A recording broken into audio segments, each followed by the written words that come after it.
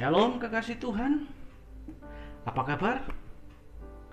Saya percaya saudara sekalian ada dalam sukacita dan hidup saudara diberkati oleh Tuhan, sebab ada Tuhan di dalam kehidupan kita. Amin. Kekasih Tuhan, pernahkah saudara mendengar istilah turn back crime?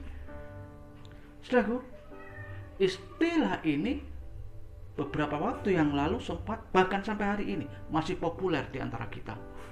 Apalagi jika kita berada di jajaran kepolisian, baik itu Polri maupun Interpol. So, istilah turn back crime itu artinya melawan kejahatan. Istilah itu muncul dalam sidang tahunan Interpol yang digelar bulan April tahun 2014 di kota Lyon, Prancis. Kota itu sebagai markas pusat Interpol.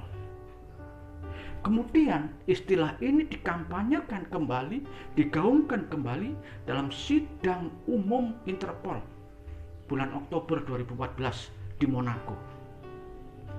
Saudaraku, peluncuran istilah itu dilakukan bertepatan dengan peringatan 1 abad lahirnya lembaga Interpol yang beranggotakan sekitar 190 negara, termasuk negara kita, Republik Indonesia.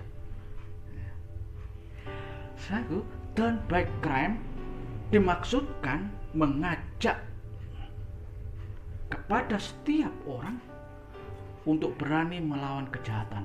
Ya, kejahatan memang harus dilawan. Karena kejahatan itu selalu ada di sekitar kita, dan siapapun bisa terlibat dalam tindak kejahatan. Nah, demikian pula sebaliknya, siapapun bisa melawan dan mengalahkan kejahatan. Sudah kasih Tuhan, Alkitab berkata, janganlah kamu kalah terhadap kejahatan, tetapi kalahkanlah kejahatan dengan kebaikan. Itu kata surat Roma 12 ayat 21. Turn back crime adalah seruan atau ajakan untuk berbalik dari yang jahat sebagai wujud perlawanan terhadap kejahatan. Berbalik dari kejahatan bukan berarti sekedar berhenti dari berbuat jahat, melainkan berhenti dan berbalik meninggalkan kejahatan. Menurut Alkitab, turn back crime berarti bertobat.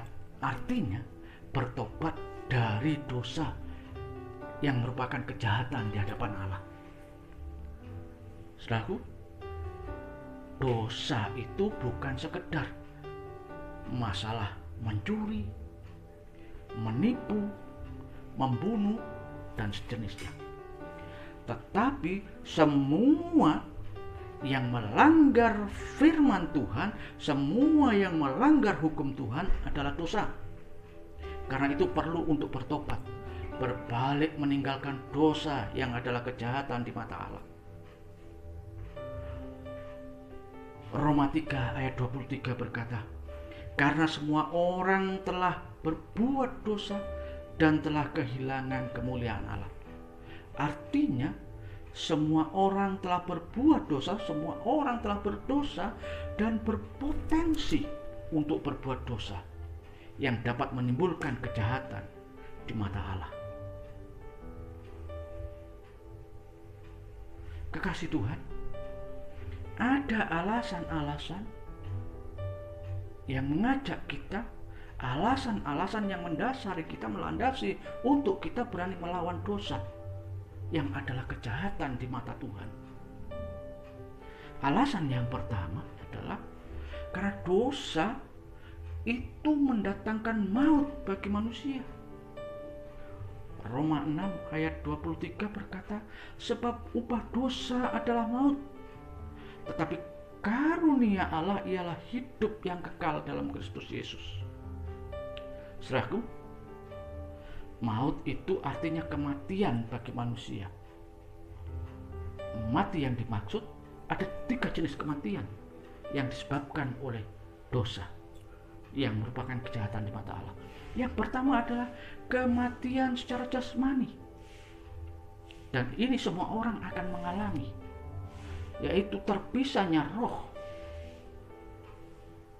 tubuh, dan jiwa. Dan saat itu orang kemudian dibilang mati secara jasmani dan diantar ke kuburan. Itu namanya kematian jasmani. Kemudian yang kedua, kematian rohani, yaitu terpisahnya roh manusia dari Allah oleh sebab dosa. Seperti Adam dan Hawa yang mengalami kematian rohani setelah jatuh dalam dosa karena mengabaikan firman Tuhan, mengabaikan larangan Tuhan untuk tidak memakan buah larangan, buah pengetahuan yang jahat dan yang baik.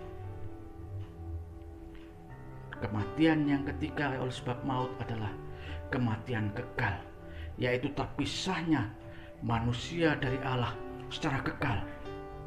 Sebagai akibat dari kematian rohani, manusia dihukum secara kekal di neraka. Surat 2 Tesalonika 1 ayat 9 berkata seperti ini. Mereka ini akan menjalani hukuman kebinasaan selama-lamanya, dijauhkan dari hadirat Tuhan dan dari kemuliaan kekuatannya. Matius 10 ayat 28 juga berkata seperti ini. Dan janganlah kamu takut kepada mereka yang dapat membunuh tubuh, tetapi yang tidak berkuasa membunuh jiwa. Takutlah terutama kepada Dia yang berkuasa membinasakan baik jiwa maupun tubuh di dalam neraka. Saudara, itu akibat yang pertama, yaitu maut. Kemudian akibat yang kedua dari dosa yang merupakan kejahatan di hadapan Tuhan, sebabnya harus dilawan. Artinya don't back crime. Setiap kita harus berbalik dari dosa dan kejahatan itu adalah dosa itu menghalangi doa dan hubungan kita dengan Tuhan. Nabi Yesaya berkata seperti ini di dalam kitab Yesaya 59 ayat 1 dan yang kedua mengatakan, sesungguhnya tangan Tuhan tidak kurang panjang untuk menyelamatkan, dan pendengarannya tidak kurang tajam untuk mendengar, tetapi yang merupakan pemisah antara kamu dan Allahmu ialah segala kejahatanmu, dan yang membuat Dia menyembunyikan diri terhadap kamu sehingga Ia tidak mendengar ialah segala dosamu. Dosa dan kejahatan kita menghalangi doa, menghalangi hubungan kita dengan Tuhan, sehingga seolah ada sekat. Banyak orang menjadi berputus asa dalam mengikut Tuhan. Saudara, sekali lagi saya mau katakan, banyak orang menjadi berputus asa dalam mengikut Tuhan. Mereka merasa doanya sia-sia saja dan tidak dipedulikan oleh Allah. Kemudian mereka menyalahkan Tuhan. Saudara kasih Tuhan, yang lebih ironis lagi ialah kemudian manusia meninggalkan Tuhan tanpa introspeksi diri. Apa gerangan yang menyebabkan bahwa Tuhan tidak menjawab doa, bahwa Tuhan menyembunyikan diri? Ialah dosa yang merupakan kejahatan di hadapannya. Saya kasih Tuhan, sekali lagi mau saya katakan untuk kita semua hari ini, dosa adalah kejahatan di hadapan Allah yang dapat mendatangkan maut bagi semua orang, termasuk kita. Iya, termasuk saudara dan saya. Itu sebabnya harus berbalik dari dosa, harus melawan dosa yang merupakan kejahatan di hadapan Allah. Iya, kita harus turn back crime. Kemudian, dosa adalah kejahatan di mata Allah yang dapat menghalangi doa dan hubungan kita dengan Dia. Ya, dosa yang adalah kejahatan di mata Allah dapat menghalangi doa saudara, doa saya, bahkan hubungan saudara dan hubungan saya dengan Tuhan. Oleh sebab itu, mari turn back crime. Mari lawan kejahatan dengan bertobat, berbalik dan meninggalkan dosa yang adalah kejahatan di hadapan Allah. Saudaraku kasih Tuhan, hari ini saya mau katakan kepada kita, adakah yang mau melawan dosa yang adalah kejahatan di mata Allah? Adakah yang mau hidup bersama dengan Allah tanpa ada sekat dosa? Jika itu yang ada menjadi keinginan kita, mari koreksi diri kita. Adakah dosa dalam hidup kita? Kemudian akui dosa-dosa kita di hadapan Allah dan berhenti berbuat dosa serta berbalik meninggalkan dosa itu. Itu namanya bertobat, itu namanya turn back crime. Kemudian undang Dia, undang Tuhan, dan terima Tuhan Yesus sebagai Tuhan dan Juru Selamat pribadi. Injil Yohanes 14 ayat yang ke-6 berkata seperti ini.